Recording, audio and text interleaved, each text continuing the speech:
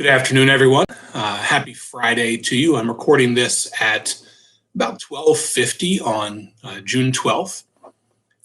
We are almost through the first week of class. Congratulations to you all for that. I hope you have had a good week, that you've had a chance, perhaps some of you, to get into your schools, to clean out your classrooms. You're closing out your grades, and hopefully some of you are starting to think about taking some time to relax and catch your breath a little bit over the next couple of weeks. By now in this class, each of you should be pretty deep into the chapter readings from our text.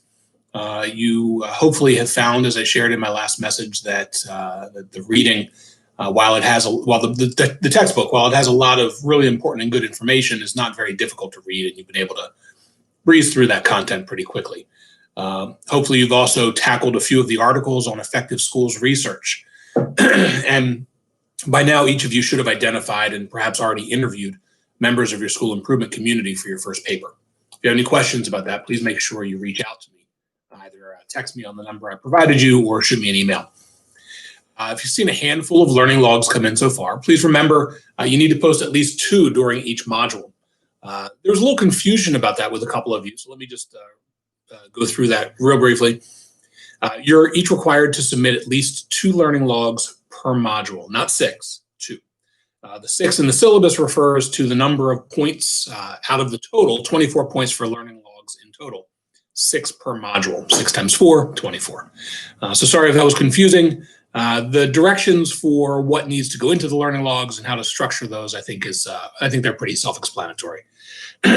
As of late last night, only 8 of you had posted in the discussion forum so far. Remember that the discussion forum is a critical part of the process in an asynchronous learning environment. So please log in and interact with each other on a regular basis. I recommend a minimum of 3 times per week, once at the beginning of the week, once in the middle, and again, pardon me, at the end, once at the end of the week. Speaking of the discussion forums, the first question in this week's threads asked you to tackle a question that I don't think could be any timelier. How has technology changed the culture of our profession? And how are these changes altering the role of 21st century leaders like you and like me? I know it's tempting to focus exclusively on the age of COVID-19 when you answer a question like this, and I think that's important. We're going to likely be dealing with the fallout from this for many years to come. I want to encourage you, though, to also consider the impact of technology prior to the pandemic as well. I've asked this question every semester I've taught this class, and I promise you that if you take the time to think about it, you'll be able to reach beyond COVID-19 in the current state. In your responses, though, I really liked Andy H's comment. He said, we're not just educators in a building anymore. We are the suppliers of not only content knowledge, but we are also responsible for demonstrating how to use technology effectively in order to promote student achievement. Brandon agreed with Andy, saying that today's students are so well connected to technology that for a majority of them, this all comes second nature. Amy was quick to point out that technology absent adequate training is insufficient, and I have to agree with you, Amy. Teachers need to be well trained in the use of any new technology.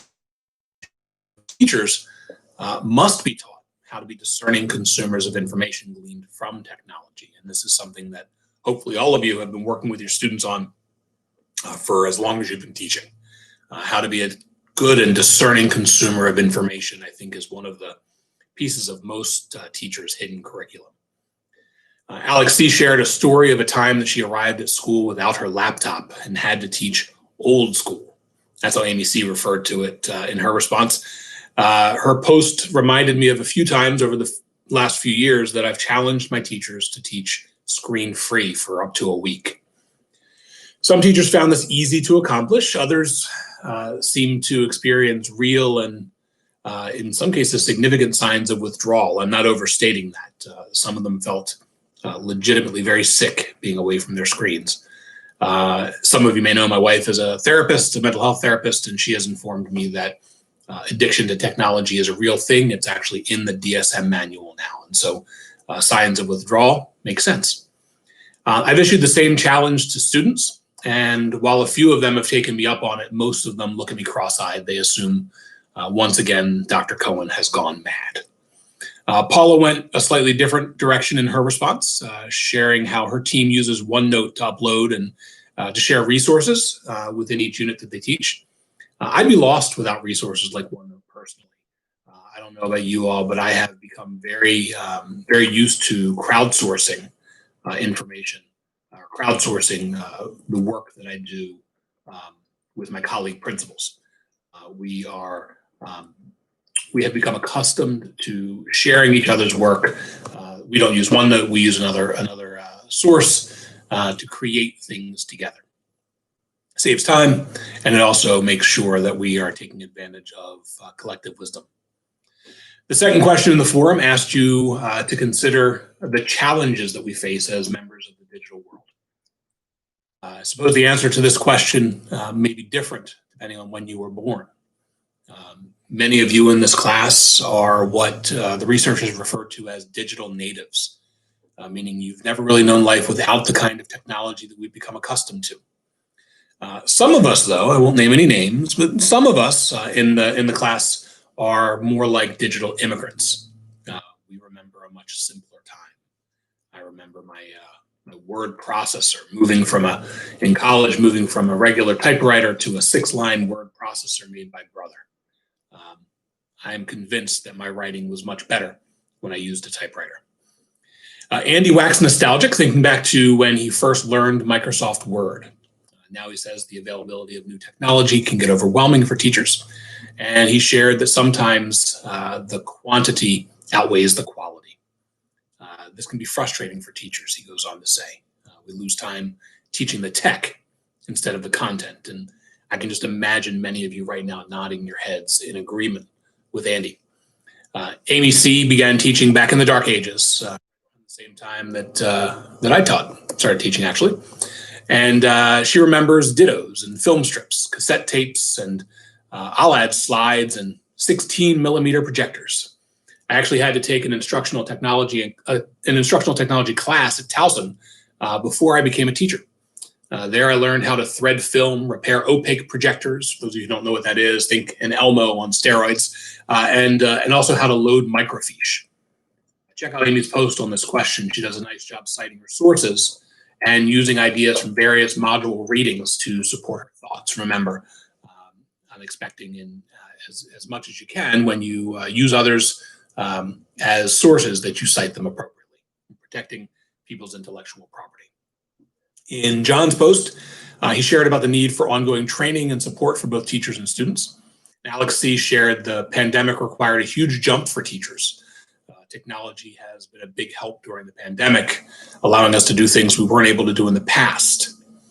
Nikki agreed, sharing that the tech can be overwhelming at times. She's excited, though, because students love the applications. And because so many of them are user-friendly, she sees them becoming a big part of her work with students in the fall. Once we know if there's going to be a fall. Of course, none of us quite know yet what fall will look like. All right, so remember there's 5 questions posted for this module. I'm looking forward to reading more of what you have to say on the 2 that I just reviewed and also on some of the other questions as well. The main 2 areas we're focusing on during this module are the correlates of effective schools and systems thinking for week 1, and leading for change for week 2. It's important to remember that improvement cannot occur without changing something. Think about the old industrial input-output model. Peter Senge said that an organization produces what it's designed to produce. While a school may already be good, it can always get better, even the best schools. When the design gets stale, performance gets stale, and results tend to lag. But school leaders can't do this work alone, and so pay attention to this idea that in the second half of the module, that a big part of the job is assembling the right team to identify the need for change, to build investment from the staff and the community, to implement these change actions with fidelity, and finally, and maybe most importantly, to measure and evaluate impact. Have fun with the material.